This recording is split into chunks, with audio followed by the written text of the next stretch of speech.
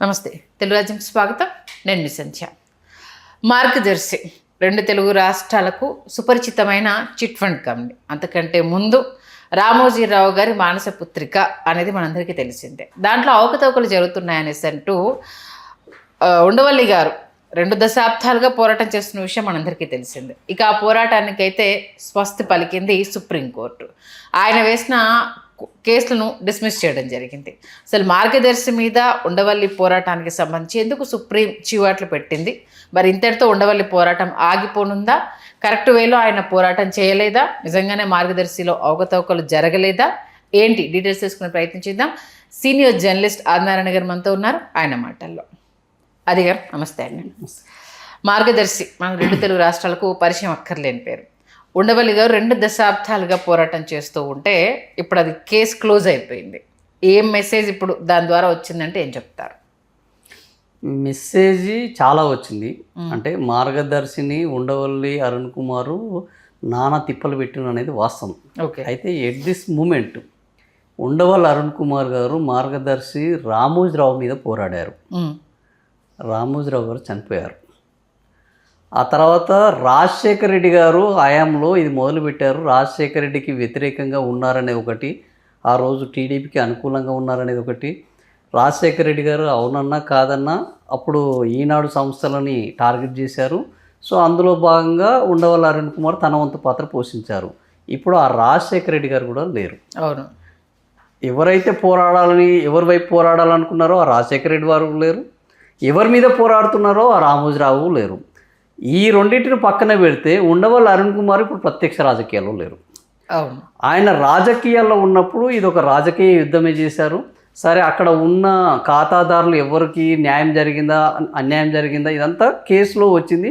ఇది ఒక్క కేసు మాత్రమే కాదు, ఇది రాజకీయ యుద్ధం కూడా. అవును. ఇప్పుడు ఈ రాజకీయ యుద్ధంలో ఈయన రాజకీయంలో లేడు, ఆపోనెంట్ లేడు, ఇక్కడ ఇతను లేడు. సో ఇప్పుడు ఆ కేసులో నిజంగానే ఉండవల్లి అరుణ్ కుమార్ ఇంకా పోరాడాలనుకుంటే కేసు యొక్క తీర్పు ఎట్లా ఉండేదో తెలియదు. కానీ ఉండవల్లి అరుణ్ కుమార్ కూడా ఏ పరిస్థితికి వచ్చారు అని అంటే, ఎందుకులే ఇంకా అంత అయిపోయినది, ఆయన చనిపోయారు, ఈయన లేరు, నేను ఎవరి కోసం కొట్లాడాలి, ఇందులో ఇప్పుడు ఎవరిని శిక్షించాలి?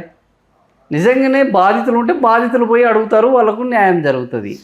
కాబట్టి ఆ కేసు అనేది వాస్తవానికి 2 దశాబ్దాలు మీరు చెప్పినట్టు జరిగింది. అది చాలా 1,00,000 మంది సబ్స్క్రైబర్లు. మార్గదర్శి అంటే మామూలు విషయం కాదు. మనం చాలాసార్లు వింటాం, నేను కూడా మార్గదర్శిలో చేరాను, బైక్ కొన్నాను అనేది. అంటే అంత ఫేమస్. అదే సీనియర్ జర్నలిస్ట్గా మీరు ఆల్మోస్ట్ 2 దశాబ్దాలుగానే ఫీల్డ్లో ఉన్నారు. మార్గదర్శి గురించి మీకు తెలుసు, ఉండవల్లి గారి పోరాటం గురించి మీకు తెలుసు. అసలు ఆయన లేవనెత్తిన పాయింట్స్ సరైనవేనా? నిజంగానే మార్గదర్శిలో అవకతవకలు జరిగాయా? ఫండ్స్ విషయంలో కావచ్చు, అక్కడ అంటే నియమాలను పాటించకుండా డబ్బుల సేకరణ జరిగిందన్న దానికి సంబంధించి కావచ్చు, దాని గురించి ముందు ఏం చెప్తారు? ఇప్పుడు తీర్పు వచ్చేసింది, కేసు కొట్టేశారు. దాని అర్థం ఏంటి?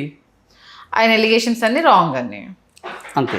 ఎప్పుడైనా కేసులో 2 దశాబ్దాలు జరిగింది, ఏదేదో 2 నెలలు జరిగింది కాదు, 2 ఏళ్ళు జరిగింది కాదు, 2 దశాబ్దాలు. ఏపీసీఐడి కొట్లాడింది, పిటిషన్లు వేశారు, ఎంక్వైరీలు నడిచాయి, చాలా పోరాటం నడిచింది. ఈ సుదీర్ఘ పోరాటం తర్వాత ఈయన అస్త్ర సన్యాసం చేశారా లేకపోతే యుద్ధం విరమించారా ఓవరాల్గా సుప్రీంకోర్టు కేసులను మాత్రం కొట్టేసింది. అంటే ఆ మార్గదర్శి కేసు పరిసమాప్తం అయింది. సో ఇందులో ఇప్పుడు మళ్ళా నిజంగానే అన్యాయం జరిగిందా, మార్గదర్శిలో పెట్టిన పెట్టుబడి పక్కదారి పట్టిందా, మార్గదర్శిలో పెట్టిన పెట్టుబడులను రామోజీరావు తన రామోజీ ఫిలిం సిటీ కోసం వాడుకున్నారా, ఇవన్నీ రావాల్సింది ఎవరికి? ఎప్పుడైతే ఖాతాదారులు తమకు నష్టం జరిగితే అంత వస్తుంది. ఇప్పుడు ఖాతాదారులే దాని గురించి మాట్లాడాలి. ఎందుకంటే రాజశేఖర రెడ్డి యుద్ధం అయిపోయింది, రామోజీరావు గారు లేరు, ఉండవల్లి లేరు. ఇప్పుడు నష్టపోయిన వాళ్ళు మాట్లాడితే తప్ప మళ్ళీ ఈ కేసు ఫ్రెష్గా స్టార్ట్ కాదు. కానీ నష్టపోయిన వాళ్ళు ఈ 2 నెలల్లో ఎవరు దాని గురించి అంతగా, ఇది ఉండవల్లి అరుణ్ కుమార్ వర్సెస్ రామోజీరావు కేసుగా నడిచింది తప్ప ఖాతాదారులు వర్సెస్ మార్గదర్శి యాజమాన్యంగా నడిచిన సందర్భం చాలా తక్కువ. ఓకే. కాబట్టి ఇప్పుడు వాస్తవంగా కూడా ఇందులో కేసులో ఇంకా మనం మెరిట్స్లోకి, ఎందుకంటే కోర్టులు అత్యున్నతమైన, భారతదేశానికి అత్యున్నతమైన కోర్టు దీని విషయంలో పక్కన పెట్టిన తర్వాత మళ్ళీ మనం అందులోకి వెళ్తే అది కోర్టు ధిక్కరణ కూడా అవుతుంది. అది మీరు అన్నది వాస్తవమే. కాకపోతే ఏంటంటే ఇప్పుడు 2 వర్గాల మీడియా రాతల్ని మనం చూడడం జరుగుతుంది. ఏంటంటే ఎట్టకేలకు రామోజీరావు గారి ఆత్మ శాంతించింది, ఆయన మీద వేసిన ఎలిగేషన్స్ రాంగ్ అని తెలిసింది అనేసి అన్న ఒక వర్గము. దానికి సంబంధించి ఏంటిది, ఉండవల్లి గారి పోరాటం ఆగదు, ఖచ్చితంగా దీనికి సంబంధించి ఈసారి ఆయన ఓటమి చెందారు కాబట్టి, ఓడిపోయిన చోట గెలుపొందాలనుకుంటాడు కాబట్టి ఇంకా స్ట్రాంగ్ వెళ్తారంటే, సుప్రీంకోర్టు కొట్టేసిన ఇంకా స్ట్రాంగ్ వెళ్ళడానికి ఏమిటంటే మళ్ళీ ఎవిడెన్స్ని తీసుకుని వస్తే తప్పితే అదర్వైజ్ అవ్వదు. మరి ఇప్పుడు ఈ 2 వర్గాల మీడియాలో అనుసరిస్తున్న దానికి సంబంధించి మీరు ఏం చెప్తారు?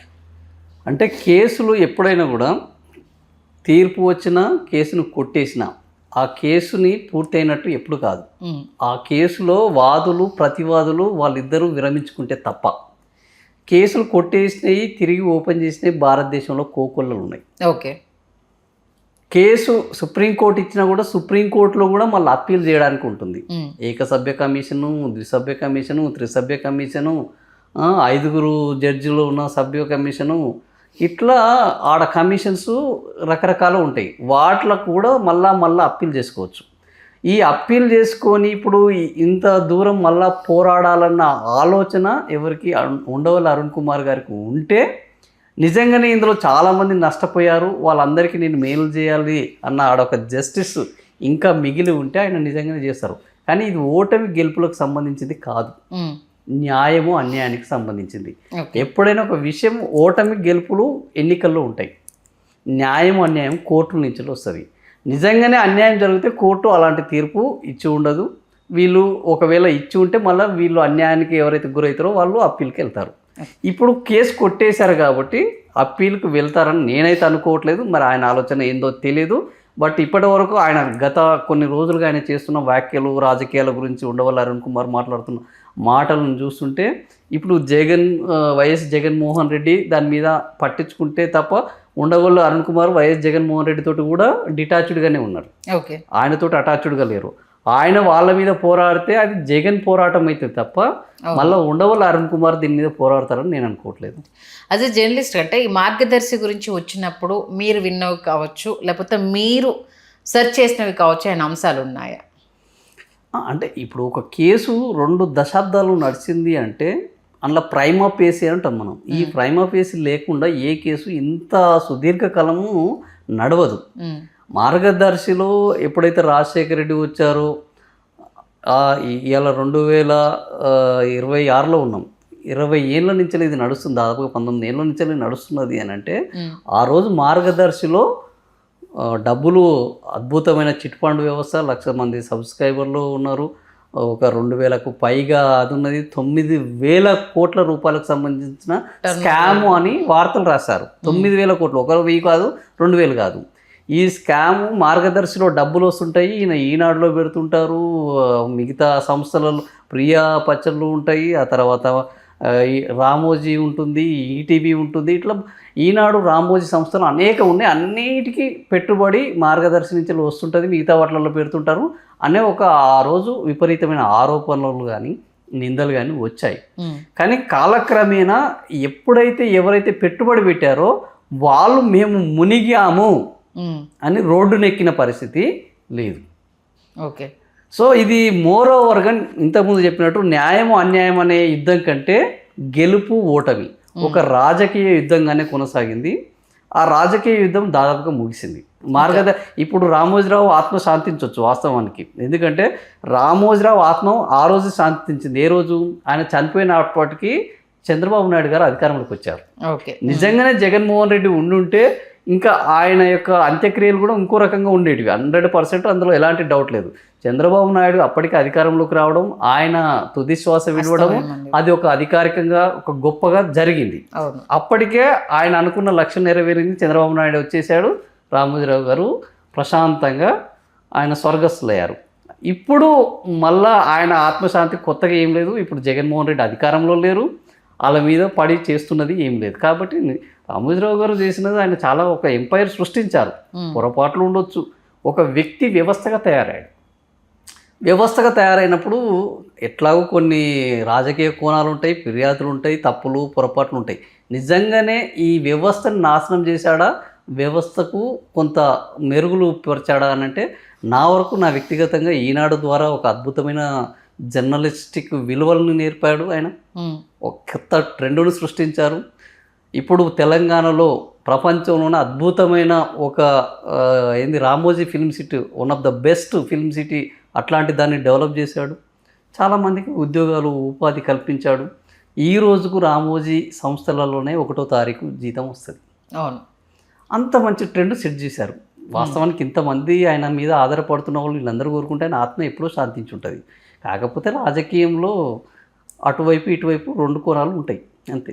అంటే మీ లెక్క ప్రకారం ఇంకా ఉండవల్లి గారు ఫైట్ చేయాల్సిన అవసరం లేదు అని అంటారు, అంతేనా? నా వరకు ఇప్పుడు ఆయనకు ఉన్న పరిస్థితి చేస్తారని అయితే అనుకోవట్లేదు. చేస్తే ఇంకా మరి దానికి ఇప్పుడు చంద్రబాబు నాయుడు అధికారంలో ఉన్నారు, ఉమ్, అక్కడ మోడీ కూటమి అధికారంలో ఉన్నది. ఉమ్, ఉండవల్లి వీళ్ళిద్దరిని ఎదుర్కొని రామోజీని సాధించి ఎవరికి న్యాయం చేస్తాడు? ఓకే. ఎవరి ఆత్మ ఇప్పుడు అప్పట్లో అంటే రాజశేఖర రెడ్డి గారి కళ్ళల్లో ఆనందం చూడడానికి జరిగింది. ఇప్పుడు ఆయన లేరు. జగన్ రెడ్డి ఈయన చేసే దాంట్లో తిరిగి ఆయన కళ్ళల్లో అయితే ఆనందం కనిపించదు. ఉమ్, కాబట్టి ఎవరి కోసం చేస్తారనేది ఇప్పుడు ఒక ప్రశ్నగా ఉన్నది. ఓకే. మొత్తానికైతే 2 దశాబ్దాల పోరాటం, ఇద్దరు ఉద్దండులు లేకపోవడం, అంటే సరే మూలమైన వాళ్ళే లేకపోవడము, అయిపోయిన తర్వాత చారిత్రక తీర్పు రావడం అనేది మంచి విశ్లేషణ అందించారు. Thank you so much. అది థ్యాంక్ యూ.